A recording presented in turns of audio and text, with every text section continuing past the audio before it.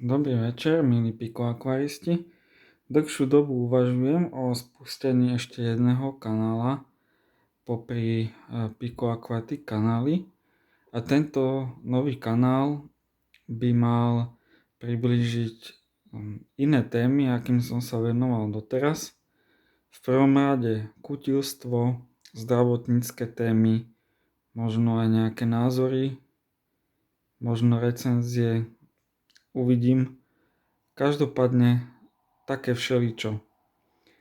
A toto video určite nie je o výrobe tejto vtáčej budky, ale o tom, čo sa stalo pri výrobe tejto budky, a to je toto. Ako som sa prilepil na kus tejto handry a teraz o polnoci sa snažím dať to dolu z prsta, pretože moji pacienti zajtra v službe v nemocnici určite takúto sestričku neuvidia veľmi radi.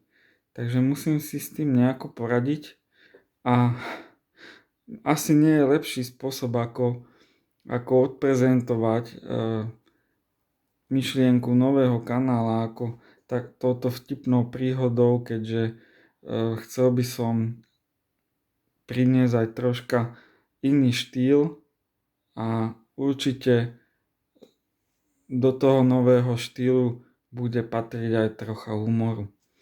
Takže takto prilepený na handru sa s vami lúčim. Horšie je, že je to od sekundového lepidla, ktoré okrem iného zasychá pri vysokej teplote.